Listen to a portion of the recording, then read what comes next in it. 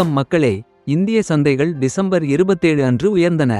Sensex 226.59 புள்ளிகள் 0.29 விழுக்காடு உயர்ந்து 78,699.07க்கு மூடப்பட்டது. நிஃப்டி 63.20 புள்ளிகள் 0.27 விழுக்காடு உயர்ந்து 23,813.4க்கு முடிவடைந்தது. ஆசிய பங்குகளின் வளர்ச்சியால் ஊக்கமுற்றது. வர்த்தகம் செய்யப்பட்ட 2894 பங்குகளில் 1431 பங்குகள் அதிகரித்தன, 1391 பங்குகள் சரிந்தன, 72 பங்குகள் மாறாமல் இருந்தன. 47 பங்குகள் அதன் 52 வார உச்சத்தை எட்டின, 59 பங்குகள் அதன் 52 வார குறைந்த அளவை எட்டின. 85 பங்குகள் மேல் சுற்றிலும் 65 பங்குகள் கீழ் சுற்றிலும் இருந்தன. Doctor Reddy, IndusInd bank, M&M, Tata Motors, Eicher Motors ஆகியவை நிஃப்டியில் அதிக லாபமடைந்தன. அதே நேரத்தில் ஹிண்டால்கோ, SBI, கோல் இந்தியா, ONGC மற்றும் பாரத் எலக்ட்ரானிக்ஸ் ஆகியவை இழப்புகளை சந்தித்தன. இந்த வீடியோ உங்கள் மனதை கவர்ந்திருந்தால் எங்கள் சேனலை சப்ஸ்கிரைப் செய்ய மறக்காதீர்கள். தொடர்ந்து புதிய வீடியோக்கள் பெற நோட்டிபிகேஷன் பெல் ஐகான் மறக்காம கிளிக் பண்ணிடுங்க. உங்கள் ஆதரவுக்கு நன்றி. இப்போது இன்று செய்திகளில் இருக்கும் மிக முக்கியமான பங்குகளை பார்ப்போம். VATech Wabag பங்குகள் 4 விழுக்காடு அதிகரித்துள்ளன.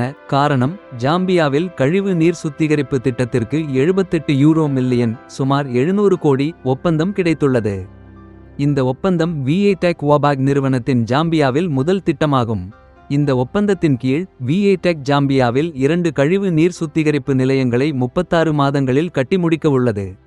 ஸ்டார் சிமெண்ட் பங்குகள் 7 விழுக்காடு உயர்ந்துள்ளன. காரணம், அல்ட்ராடெக் சிமெண்ட் நிறுவனம் ஸ்டார் சிமெண்ட் நிறுவனத்தில் 8.69 விழுக்காடு பங்குகளை 851 கோடிக்கு வாங்கியுள்ளது.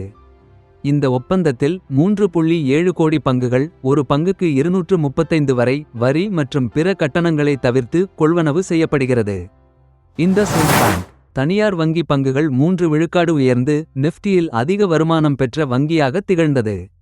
வங்கி தாமதமாகச் செலுத்தப்பட்ட மைக்ரோ ஃபைனான்ஸ் கடன் தொகுப்பிலிருந்து 1573 கோடிக்கான 10.6 லட்சம் ரீடெயில் கடன் கணக்குகளை விலக்க முடிவு செய்துள்ளது. ஏனெனில் மைக்ரோ ஃபைனான்ஸ் துறை தொடர்ந்து சிரமத்தை காண்கிறது.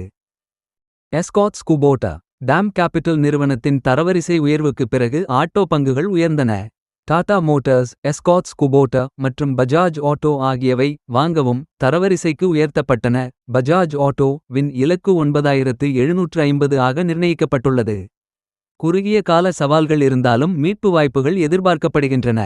கோச்சி ஷிப்யார்ட் பங்குகள் டிசம்பர் 27 அன்று 5 விழுக்காடு உச்ச வரம்பை அடைந்தது.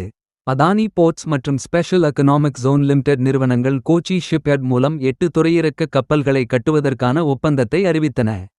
ஒப்பந்தத்தின் மொத்த மதிப்பு 450 கோடியாக மதிப்பிடப்பட்டுள்ளது. இந்த கப்பல்களின் விநியோகம் டிசம்பர் 2026 முதல் மே 2028 வரை தொடங்கும் என எதிர்பார்க்கப்படுகிறது. மேசகன் டாக் ஷிப் பில்டர்ஸ் பங்குகள் விலை ஸ்டாக் ஸ்பிளிட்க்கு பிறகு குறைந்தது. பங்குகள் 1:2 விகிதத்தில் பிரிக்கப்பட்டது, அதாவது 10 முகவிலை கொண்ட ஒரு பங்கு 5 முகவிலையுடன் 2 புதிய பங்குகளாக மாற்றப்பட்டுள்ளது. NMDC இந்தியாவின் மிகப்பெரிய இரும்பை தாது உற்பத்தியாளரான NMDC பங்குகள் 2:1 போனஸ் வெளியீட்டுக்கான பதிவு தேதியாக டிசம்பர் 27 நிர்ணயித்ததையடுத்து எக்ஸ் போனஸ் அடிப்படையில் வர்த்தகம் செய்யத் தொடங்கின. பங்குகள் 3 விழுக்காடு இருக்கும் மேலாக சரிந்தன. குறிப்பாக அமர்வின் இரண்டாம் பாதியில் பெரும் இழப்புகள் ஏற்பட்டன. ஜாகல் ப்ரீபெய்ட் ஓஷன் சர்வீசஸ் பங்குகள் 3 விழுக்காடு குறைந்தன. காரணம், 595 கோடி தொகையை குவாலிஃபைட் இன்ஸ்டிடியூஷனல் பிளேஸ்மெண்ட் மூலம் திரட்டிய பின்னர் நிறுவனம் தாங்கள் பல்வேறு முக்கிய நிறுவனங்களை வாங்க திட்டமிடுவதாக அறிவித்துள்ளது. அடுத்த நிதி ஆண்டு 2 நிறுவனங்களை வாங்க திட்டமிடுகிறோம் என்று ஜாகல் நிறுவனர் மற்றும் நிர்வாகத் தலைவர் டாக்டர் ராஜ் நாராயணன் தெரிவித்தார். மேலும் மஹிந்திரா ஃபர்ஸ்ட் சாய்ஸ் வீல்ஸ் உடன் ஒப்பந்தம் செய்துள்ளதாக அறிவிக்கப்பட்டது. RBL பேங்க் பங்குகள் சரிந்தன. காரணம், நிறுவனம் டாம் கேபிட்டலில் தனது முழு 8.16 விழுக்காடு பங்குகளை OFS வழியாக விற்பனை செய்துள்ளது. இந்த கார்ப்பரேட் நடவடிக்கை டிசம்பர் 26 அன்று தொடங்கியது. இதனால்தான் நிகர்கூட்டிய முதலீட்டு வங்கியின் பட்டியலில் உள்ளதற்கு முன் இந்த முடிவு எடுக்கப்பட்டது. மேல் கூறப்பட்ட பரிவர்த்தனைக்கு பிறகு RBL பேங்க்கு டாம் கேபிட்டலில் எந்தவொரு பங்கும் இல்லை. NHPC பங்குகள் சரிந்தன. காரணம் சிக்கிம் பகுதியில் உள்ள டீஸ்டா பவர் ஸ்டேஷன் இல் புயலால் ஏற்பட்ட இழப்பை சுமார் 1075 கோடியாக திருத்தியுள்ளது. மேலும் ஒரு பாதாளமார்க்கம் மற்றும் சில அடிப்படை வசதிகள் இன்னும் பாறைகளில் மூழ்கியுள்ளதால் சேதத்தை கண்காணிக்க மேலதிக ஆய்வில் தடை ஏற்பட்டுள்ளதாக நிறுவனம் தெரிவித்தது. இப்போது பங்குச் சந்தையில் மற்ற முக்கியமான செய்திகளை பார்ப்போம். ஜென்சோல் பங்குகள் 6 விழுக்காடு உயர்ந்தன. என்டிபிசி ரினியூவபிள் இனிடமிருந்து 897 கோடி இபிசி ஒப்பந்த வெற்றியுடன். எஸ்கேஎஃப் இந்தியா தொழில்துறை வணிகத்துக்கான பிரிவினை திட்டத்தை அங்கீகரித்து பங்குகள் 3 விழுக்காடு உயர்ந்தன.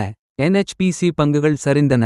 டீஸ்டா வி திட்டத்தின் செயலாக்கத்தை திருத்தியதன் பின்னர் 1075 கோடி இழப்பு எதிர்பார்க்கப்படுகிறது. ரிலையன்ஸ் என்டர்பிரைசஸ் பங்குகள் 6 விழுக்காடு சரிந்தன.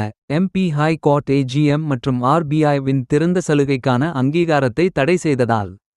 மேக்ஸ் எஸ்டேட்ஸ் பங்குகள் 4 விழுக்காடு உயர்ந்தன. நொய்டா திட்டம் தொடங்கியதன் மூலம் 845 கோடி முன்னுரிமை முன்பதிவுடன். மம்தா மெஷினரி வலுவான டிப்யூட் முதல் நாளில் 160 விழுக்காடு இலாபத்துடன் முடிந்தது.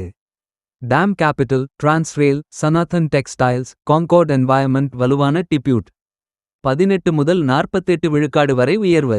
இந்திய ரூபாய் யுஎஸ் டாலருக்கு எதிரான புதிய குறைந்த நிலையை 85.54 ஆக எட்டியது. பிப்ரவரி 2023 பிறகு ஒரே நாளில் அதிகமான வீழ்ச்சி. முன்னாள் பிரதமர் மன்மோகன் சிங்கின் கீழ் 2004 முதல் 2014 வரை பிஎஸ்சி சென்செக்ஸ் 398 விழுக்காடு உயர்ந்தது. 10 ஆண்டுகளில் 8 நேர்மறையான முடிவுகளை அடைந்தது.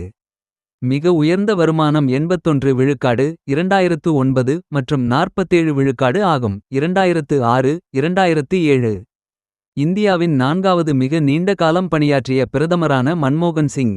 ரிசர்வ் வங்கி ஆளுநர் மற்றும் நிதியமைச்சர் உட்பட பல மதிப்புமிக்க பதவிகளை வகித்துள்ளார்.